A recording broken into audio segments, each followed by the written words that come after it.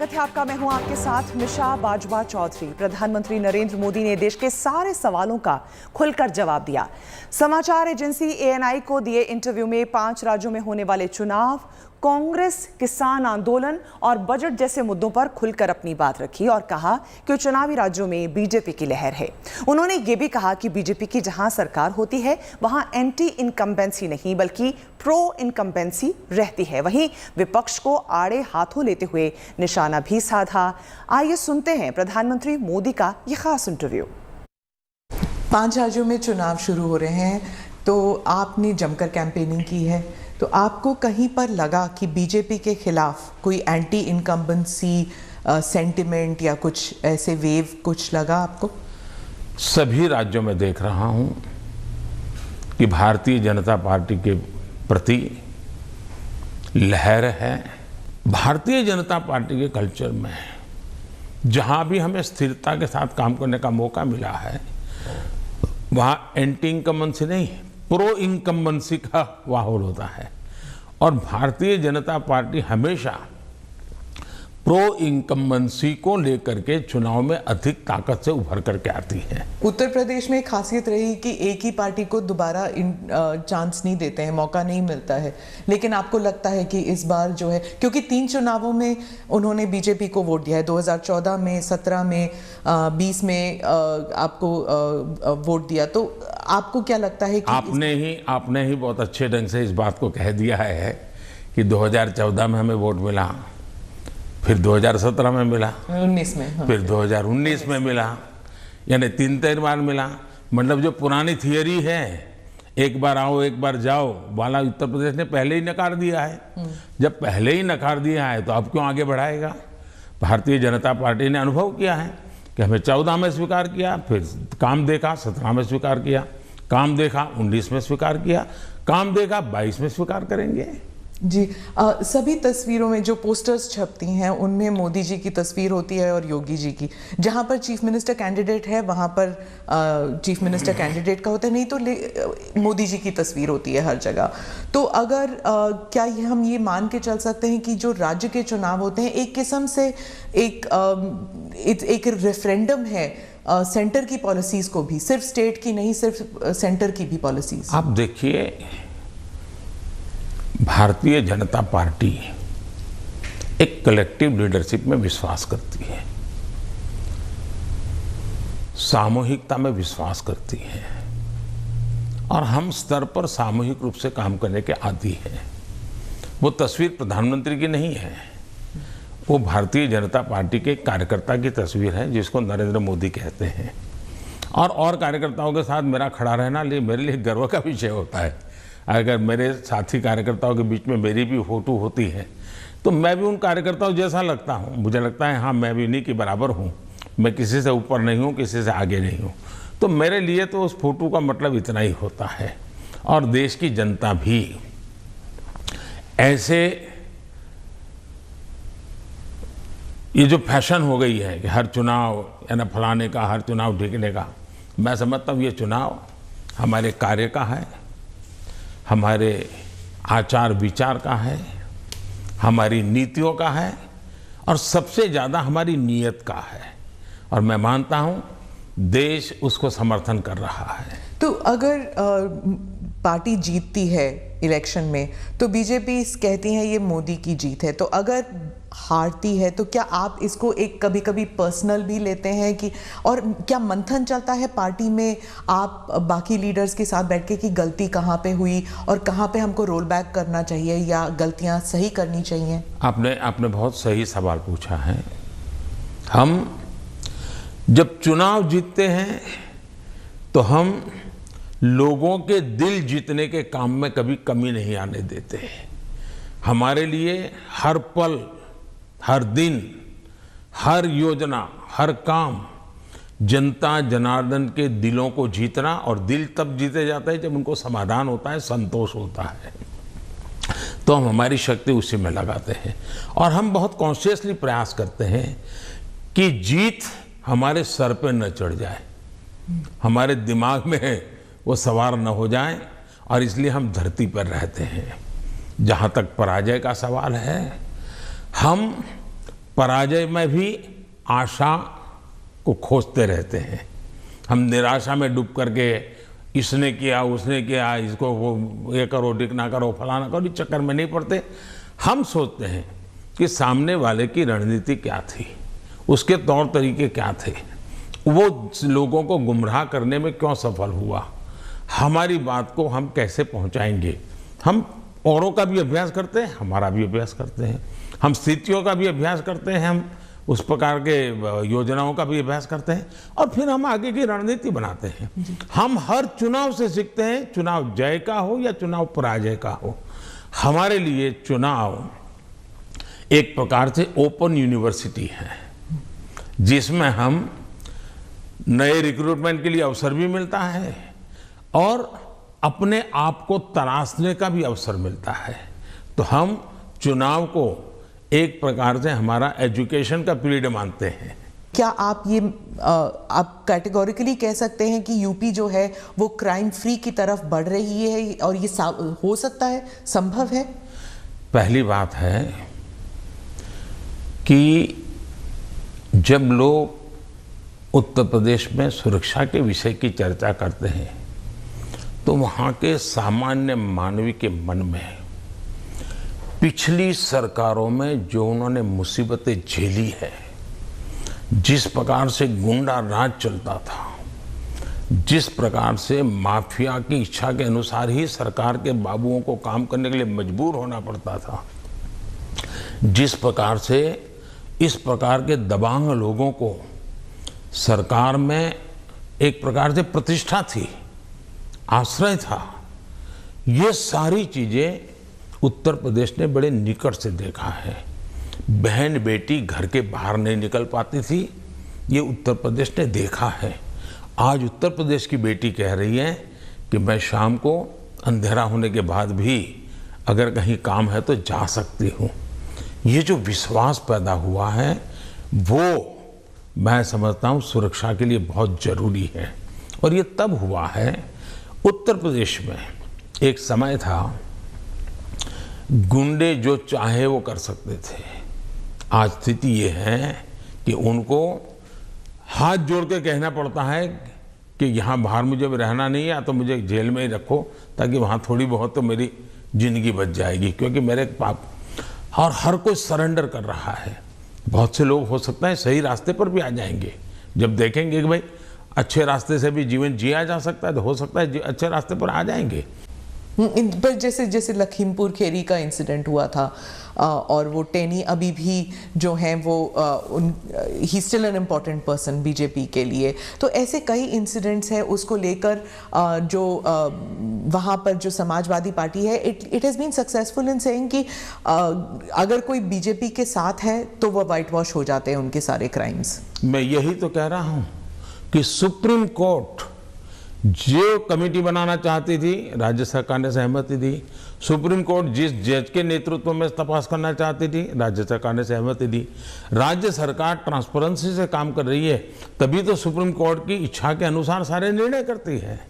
कुछ लोग समझते हैं कि इससे एक धमकी की तरफ देखते हैं कि अगर डबल इंजन सरकार नहीं है तो विकास में गतिरोध आ सकता है, वह विकास मतलब गाड़ी आगे नहीं चलेगी अगर ये डबल इंजन सरकार नहीं होगी तो। देखिए, परिवार में भी माँ बाप हमेशा सभी भाइयों बहनों को कहते हैं कि देखो भाई हम सब मिलकर के इस दिशा में जाएं तो सब अच्छा होगा, और सब उसी दिशा में प्रयास करते हैं, कोई एक दूसरे के विपरीत नहीं करता है।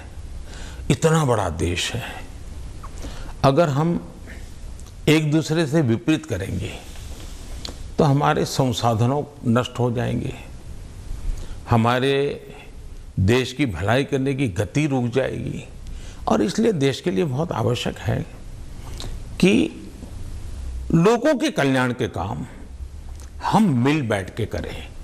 तो हम जो ये कह रहे हैं कि भाई डबल इंजन की सरकार, हम ऐसी व्यवस्थाएं करें, अपनी विविधता को बनाए रखना है, भारत की विविधता ही उसकी ताकत है, लेकिन व्यवस्थाओं को भी बनाए रखना है और इसलिए हम कहते हैं कि जब डबल इंजन लगता है तो ताकत बहुत बढ़ जाती है। सिर्फ राहुल गांधी नहीं, स्टालिन, केसीआर, महबूबा, ममता सब कहते हैं कि आपकी पार्टी जो है उस विविधता को रिस्पेक्ट नहीं करती, इसलिए चाहे बंगाल हो या आंध्रा, तमिलनाडु, केरला और कश्मीर, इन सभी राज्यों में बीजेपी कहीं घुस भी नहीं सकती है, सरकार बना नहीं सकती है।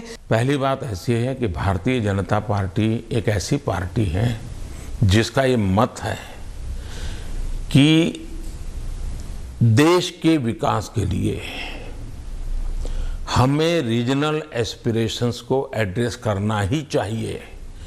और देश में मैं पहला मुख्यमंत्री हूं जो इतने लंबे समय तक राज्य का मुख्यमंत्री रह करके आया हूं, और इसलिए राज्य के एस्पिरेशंस क्या होते हैं, राज्य की आवश्यकताएं क्या होती हैं, इसका मुझे भली भांति समझ है।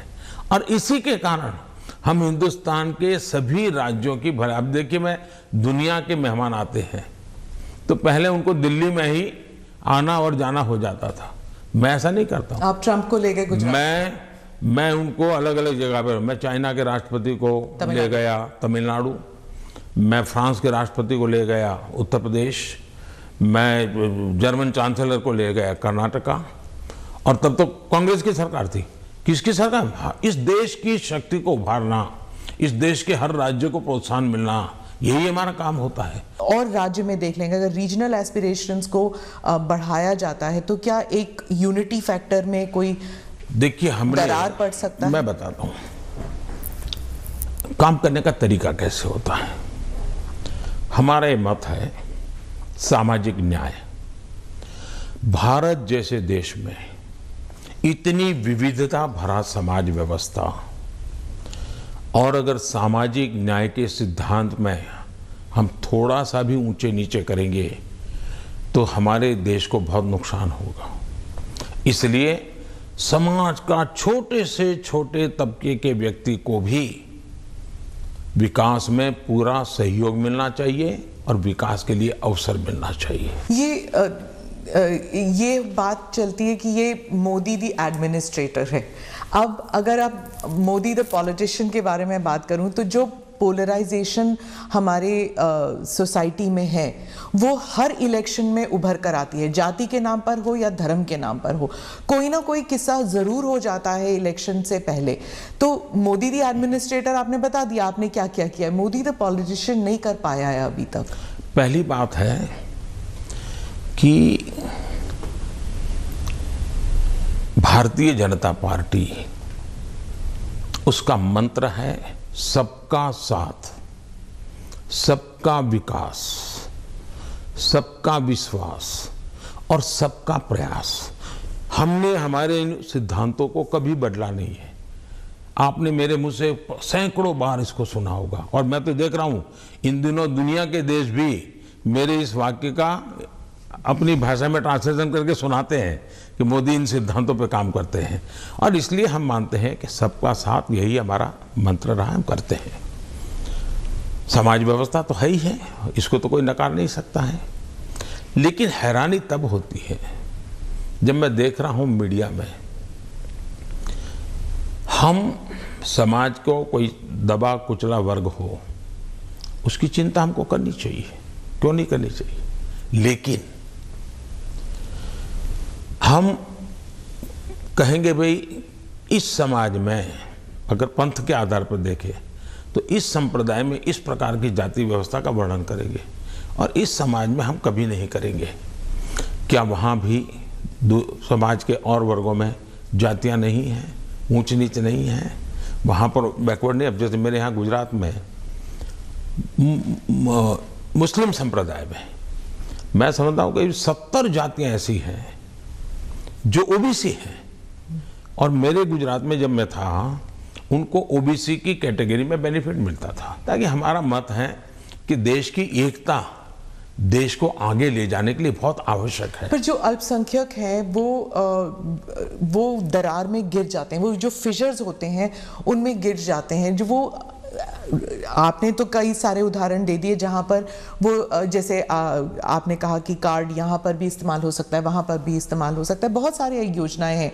लेकिन जब ऐसे पोलराइजेशन के जो किस्से हो जाते हैं तब क्या होता है, मीडिया में भी आ जाता है, और जब मीडिया में आता है minorities are not safe in India, international media में भी आ जाता है। जो पूंजी निवेश करना चाहता है बाहर बैठ के, वो सोचता है यहाँ पॉलिटिकल अनरेस्ट है, मैं क्यों यहाँ पर पैसे लगाऊं। तो एक आज विश्व में भारत ने अपनी एक अच्छी पहचान भी बनाई है, और वो मीडिया की ताकत से भी आगे निकल गई है। अब जहां तक मीडिया का सवाल है, वो क्यों ऐसा करते हैं, किसके कारण करते हैं, किसके लिए करते हैं, किसके कहने से करते हैं, किसके दबाव में करते हैं, ऐसे विषयों पर मेरा टिप्पणी करना उचित नहीं है। लेकिन मेरा इतनी समझ जरूर है कि मीडिया वर्ल्ड में भी एक बहुत बड़ा कंपटीशन है। उनको भी टिकने के लिए, अपने व्यापारिक हितों के लिए भी बहुत जिद्दोजहद करनी पड़ रही है। वो भी एक एलिमेंट है, मीडिया की कुछ मजबूरियां भी हैं उनकी। इस सबके बावजूद भी हमारी बात दुनिया में पहुंची है, इन्हीं लोगों के माध्यम से पहुंची है, क्योंकि अच्छे लोग भी हैं, नहीं ऐसा नहीं है। जहां तक विदेश का मीडिया का कुछ सवाल है, दुनिया में मैंने देखा है कि कोई ही देश होगा, रेयर एक्सेप्शन, मैं भारत की बात नहीं कर रहा हूं, मैं बाहर की बात कर रहा हूं, कि जहां का मीडिया अपने देश के हितों के खिलाफ कुछ करता हो। कभी नहीं करते। तो कभी कभी ये मीडिया हाउस भी उनके देश के हितों के लिए भी, देशों के बीच की जो स्पर्धा होती है, तो एक लाइन ड्रॉ करते हैं, तो उनकी एक अपनी दुनिया है, चलने दीजिए। लेकिन आप देखिए क्या कारण है कि आज सबसे ज्यादा एफडीआई है भारत में, क्या कारण है सबसे ज्यादा एफआईआई है, क्या कारण है इतना निवेश आ रहा है, क्या कारण है कि जब आयुष्मान कोरोना आया, दुनिया के 150 के करीब देश भारत की दवाई के लिए, मुझे लगातार हिंदुस्तान, दुनिया के मैक्सिमम लोगों ने मुझ पर टेलीफोन करके दवाइयां मांगी होगी। तो भारत की प्रतिष्ठा है तभी तो कर रहे हैं। और इसलिए ये जो हम 24 घंटे हेडलाइन के भरोसे राजनीति करते हैं, उनकी मजबूरियां होगी। मैं तो दुनिया के लोगों के सामने सत्य लेकर के जाता हूं, सच्चाई पहुंचा कर रहता हूं, और दुनिया को भारत की तरफ आकर्षित कर रहा हूं। और पीएलआई इसके अभी हम लाए, कितना बड़ा रिस्पांस मिल रहा है जी। उत्तर प्रदेश पे ही वापस आती हूँ, वहाँ पर जो ऑप्टिक्स की बात कर रही हूँ, जो पहले चरण में जो चुनाव होने वाले हैं, ऑप्टिक्स में ऐसे लग रहा है जैसे दो युवा नेता हैं, अखिलेश और जयंत, और दूसरी तरफ बहुत ही पावरफुल योगी जी और मोदी जी, जो सरकारी मशीनरी का दुरुपयोग कर रही है, कह रहे हैं, और उनके साथ है ईडी, उनके साथ है जुडिशरी, उनके साथ है मीडिया। तो एक अनइवन प्लेइंग ग्राउंड है। आप क्या कहेंगे इस बारे में? पहली बात है कि ये दो लड़कों वाला खेल तो हमने पहले भी देखा था, और इतना अहंकार था कि उन्होंने गुजरात के दो गधे ये शब्द प्रयोग किया था, और उत्तर प्रदेश की जनता ने उनको हिसाब दिखा दिया। और एक बार तो दो लड़के भी थे और एक बुआ जी भी उनके साथ थी, फिर भी उनके हाल नहीं बना, क्योंकि उत्तर प्रदेश इस प्रकार के जोड़ से अगर किसी को 25 साल पर मताधिकार मिलता है, मान लो 25 साल पर चुनाव लड़ने का हक मिलता है, मान लीजिए, मताधिकार तो 18 साल में मिल जाता है, लेकिन 25 साल पर उसको चुनाव लो। लेकिन कोई पिताजी ऐसा कहे कि देखो मेरा ये बेटा है वो 10 साल का है, ये बेटा है 15 साल का, दोनों 25 के हो गए, उनको चुनाव लड़ने दो, तो कोई लड़ने देगा क्या? तो इस प्रकार के मेलजोल से चलता है क्या? नहीं, पर जो उनका आरोप है कि लेवल प्लेइंग फील्ड नहीं है, क्योंकि बीजेपी सरकारी मशीनरी और इदारों का इस्तेमाल करती है, ईडी का, और टैक्स रेड्स होते हैं कैंडिडेट्स पर, उनके रिश्तेदारों पर। आप क्या कहेंगे? हिंदुस्तान में भ्रष्टाचार ये दीमक की तरह देश को परेशान कर रहा है कि नहीं कर रहा है? ऐसे लोगों के खिलाफ जनता ने हर बार आवाज उठाई कि नहीं उठाई है? अगर मैं कुछ न करूं तो जनता मुझे माफ करेगी क्या? जहां से भी सरकार को जानकारी मिलेगी, सरकार ने कदम उठाना चाहिए कि नहीं उठाना चाहिए? और कदम उठाने के बाद अगर देश के खजाने में अरबों खरबों रुपये आ रहे हैं तो मेरी तारीफ होनी चाहिए। अच्छा, चुनाव के समय हिंदुस्तान में हर बार चुनाव चलता रहता है भाई, तो सरकार काम करना बंद कर दे क्या? चुनाव आप एक बार तय कर लीजिए भाई, 5 साल में एक बार ही चुनाव होगा, सब मिलकर के चुनाव लड़ेंगे, सभी राज्यों के साथ होंगे, केंद्र का साथ में होगा, सारा खर्चा भी बच जाएगा, तो फिर कभी ईडी भी नहीं दिखाई देगा, सीबीआई भी नहीं दिखाई देगा। अब क्या करे? वो तो सरकारी दफ्तर है, वो अपने अपने तरीके से काम करते हैं, वो स्वतंत्र तरीके से काम करते हैं। चुनाव बीच में आ जाता है, करेंगे क्या? वो तो अपने टाइम टेबल से चलते रहते हैं, जहां से उनको जानकारी मिलती है करते हैं, सरकार का उसमें कोई रोल भी नहीं होता है। ये पहला चुनाव है किसान कानून वापस लेने के बाद चुनाव। जब आपने देश के नाम संदेश किया तो उस टाइम आपने कहा कि ये चुनाव से संबंधित डिसीजन नहीं था, आपने पूरे उस प्रक्रिया के बारे में बताया, लेकिन आपके समर्थक भी कह रहे थे that there was so much of personal capital. प्रधानमंत्री जी शायद कन्विंस नहीं कर पाए किसानों को कि ये देश हित में है, किसानों के हित में है, और उसकी वजह से आपके समर्थन भी जो है वो डिसअपॉइंट हो गए थे। तो क्या आप इसको एक व्यक्तिगत रूप में आप इसको एक हार मानते हैं? देखिए, मैं किसानों के दिल जीतने के लिए निकला हुआ इंसान हूँ। मैं छोटे किसानों का दर्द समझता हूँ और मैंने हमेशा उनके दिल जीतने का प्रयास किया है, और हिंदुस्तान भर के किसानों का मैंने दिल जीता भी है, मेरा साथ दिया है, समर्थन किया है। लेकिन मैंने कहा था, उस दिन भी कहा था टीवी में, कि मैंने किसानों की भलाई के लिए कदम उठाए, लेकिन आज देश के हित में मैं वापस कर रहा हूं। मैं समझता हूं इसको अधिक विस्तार मुझे करने की जरूरत नहीं है। बाद के घटनाक्रमों से पता चलेगा कि क्यों जरूरत पड़ी थी। तो क्या आप एक डायलॉग करने के लिए फिर से तैयार हैं, किसानों को कन्विंस करने के लिए? इस देश के लोकतंत्र का ये सबसे पहला कर्तव्य बनता है, लोकतंत्र में जनप्रतिनिधि का और सरकार का, कि जनता के साथ संवाद करते ही रहना चाहिए, और हम लगातार करते हैं। हम कभी भी संवाद टूटना जिसके पक्ष में है ही नहीं। हर किसी को, मुझे भी सुनना चाहिए, मेरी सरकार को भी सुनना चाहिए, और बातचीत करना ही चाहिए। बातचीत हमेशा होनी चाहिए, और इश्यू पर चर्चा ना हो ऐसा नहीं है। जैसे हम बजट के पहले बजट कैसा बने हद से क्यों पूछते हैं, किसानों से पूछते हैं कि बजट कैसा बनना चाहिए, उनके विचार लेते हैं। ये हम तो मानते हैं कि सब कुछ ज्ञान बाबुओं के पास है और नेताओं के पास है, ऐसा हम नहीं मानते हैं। हमारे देश के पास, हर नागरिक के पास अनुभव है, हर नागरिक के पास ज्ञान का भंडार है। हम तो सबसे संवाद करना चाहते हैं, सबसे सीखना चाहते हैं।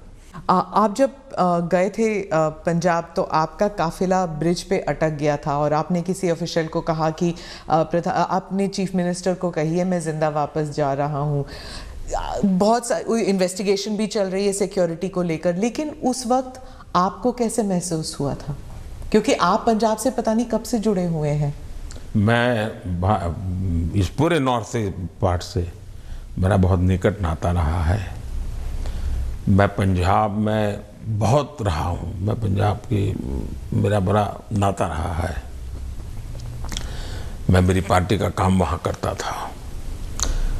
मैं पंजाब के लोगों की जो वीरता है ना, मैंने देखी है। पंजाब के लोगों के दिल को मैं जानता हूँ। मैं आपको एक उदाहरण बताता हूँ। मैं अपनी पार्टी का काम करता था। उस समय तो ये आतंकवाद बड़ी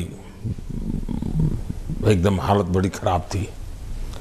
शाम के बाद कोई निकल नहीं पाता था, और मैं शायद मोगा में था या तरन तारण में था, मुझे याद नहीं है आज, और मुझे अगले स्टेशन पे जाना था। लेकिन कार्यक्रम के कारण देर हो गई। मैं और मेरे ड्राइवर दो ही थे, हम निकले, और दुर्भाग्य से हमारी गाड़ी खराब हो गई रास्ते में। तो हम कोशिश कर रहे थे लेकिन गाड़ी चल नहीं रही थी। तो उस समय एक पुरानी एम्बेसडर मेरे पास थी, धक्के भी लगाए, कोशिश की। तो खेत में 2-3 लोग थे, सरदार थे, वो दौड़ते हुए आए। उन्होंने भी धक्के लगाने में मदद की लेकिन गाड़ी नहीं चली। फिर हमने कहा भाई नज़दीक से कोई हमें कोई मैकेनिक मिलेगा कि नहीं मिलेगा। तो साहब यहाँ तो अभी तो कोई मिलेगा नहीं, बहुत दूर दूर है। फिर उन्होंने मुझे कहा कि देखो भाई तुम्हें बुरा न लगे तो एक बात करो। मैंने कहा क्या? बोले तुम गाड़ी यहाँ छोड़ दो, तुम और तुम्हारा ड्राइवर खेत में हमारे साथ चलो, हमारी वहाँ झोपड़ी है, वहीं खाना खा लो और रात को रुक जाओ। सरदार परिवार जिस प्रकार से उन्होंने मुझे संभाला, उन्होंने कहा भाई कुछ भी हो तुम सुबह जाना, अब यहीं रुक जाओ। बाद में उनको पता चला मैं तो भाजपा का कार्यकर्ता हूँ। वो कहा ठीक है भाई तुम भाजपा के हो, कुछ भी हो, तुम आज रात मेरे यहाँ रुको। तो क्या उस दिन आपको ऐसे लगा कि ये राजनीतिक आंदोलन था इसलिए ऐसे हुआ? ऐसा है कि इस विषय में मैंने पूरी तरह मौन रखा हुआ है, क्योंकि सुप्रीम कोर्ट स्वयं इसको गंभीरतापूर्वक इस बात को देख रही है। मेरा कोई भी वाक्य पूरी जो चल रहा है उस पर प्रभाव पैदा करे यह उचित नहीं है। जो भी है सुप्रीम कोर्ट के द्वारा जांच कमेटी निकालेगी, जो सत्य होगा देश के सामने आएगा और हमें तब तक इंतजार करना चाहिए। आपने कई बार कांग्रेस पर हमला किया और कांग्रेस पार्टी कहती है कि आपने राहुल गांधी के जो एलिगेशंस थे, चाहे बेरोजगारी पर हो या भारत चाइना पर हो, आपने उसका जवाब नहीं दिया, उल्टा उन पर वार किया। तो पहली बात यह है कि हमला करने वाली भाषा न मैं जानता हूं न मेरी वो प्रकृति है, लेकिन तर्क के आधार और तथ्य के आधार पर सदन में मैं कोई बात बताऊं, और मैंने हर विषय के तथ्य दिए हैं, हर विषय को तथ्यों के आधार पर बात की है। अब उनकी कमेंट पर मैं जवाब क्या दूंगा?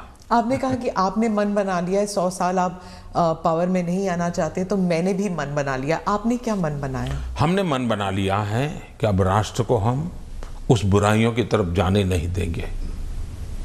हम देश में जनहित के लिए जीने वाले, जनहित के लिए जूझने वाले, जनता जनार्दन के सपनों को पूरा करने वाली व्यवस्थाओं को ही बनाएंगे, उसी को बढ़ाएंगे, उसी को चलाएंगे, जरूरत पड़ेगी तो उसको साथ देंगे। यही हमारा रहेगा रास्ता। हम जो देश को तबाही के रास्ते पर ले जाने वाले जितने तरीके हैं वो नहीं आने देंगे। उम्मीद है आपका दिन शुभ रहा। कल की मंगल कामना के साथ आपको रहना है सावधान भी। अभी के लिए मैं मिशा बाजवा चौधरी आपकी शुभ रात्रि की कामना के साथ आपसे विदा लेती हूँ।